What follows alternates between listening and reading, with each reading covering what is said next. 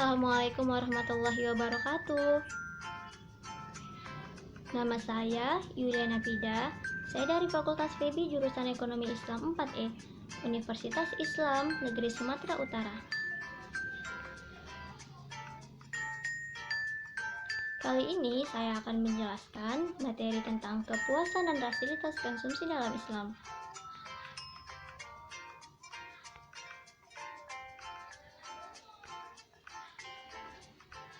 Kepuasan dan fasilitas konsumsi dalam Islam, apa itu?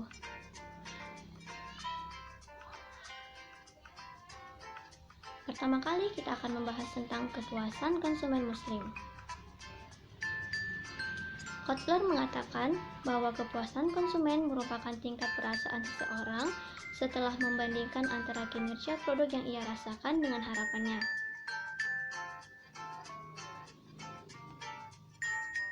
Kepuasan konsumen menurut ekonomi Islam berkaitan erat dengan kebutuhan, keinginan, maslahah, manfaat, berkah, keyakinan, dan kehalalan.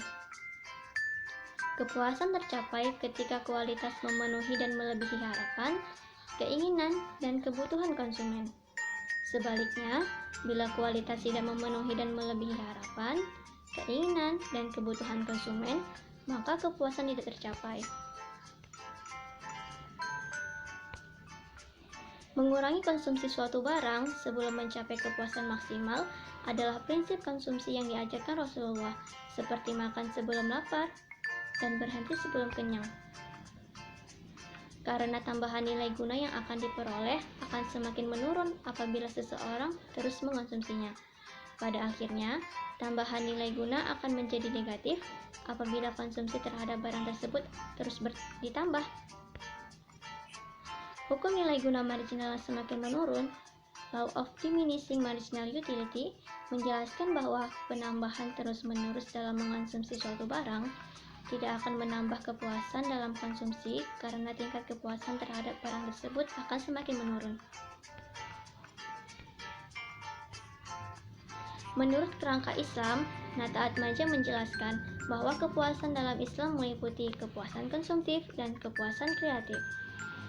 Kepuasan konsumtif akan menghasilkan kepuasan siap kreasi, sebab konsumsi yang dilakukan akan memberikan kekuatan fisiknya sehingga akan menjadi lebih kreatif.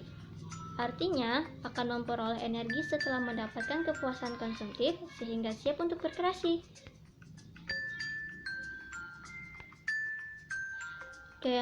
Yang kedua, kita akan membahas tentang rasionalitas konsumen muslim.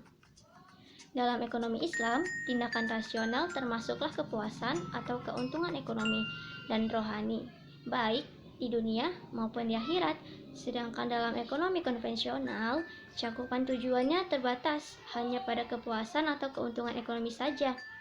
Manusia perlu bertindak rasional karena ia mempunyai beberapa kelebihan dibanding ciptaan Allah yang lainnya. Manusia dianggap bertindak rasional apabila individu tersebut mengarahkan perilakunya untuk mencapai tahapan maksimum sesuai dengan norma-norma Islam.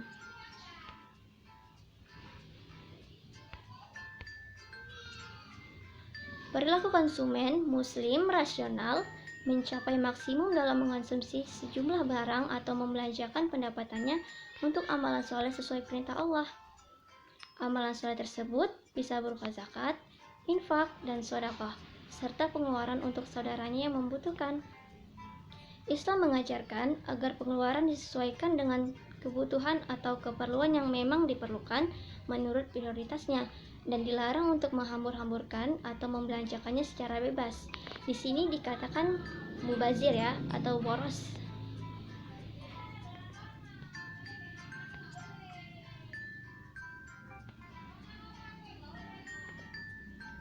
Tujuan konsumsi dalam Islam apa sih? Tujuan konsumsi dalam Islam adalah memperoleh maslahat terbesar, sehingga ia dapat mencapai kebahagiaan di dunia dan akhirat. Kaidah konsumsi dalam Islam telah tegas dinyatakan dalam Al-Quran dan hadis Rasulullah. Dijelaskan bahwa seorang muslim akan mencapai tingkat konsumsi yang baik atau mencapai kepuasan maksimal dalam konsumsi apabila konsumsi yang dilakukan sesuai dengan ajaran Islam ya.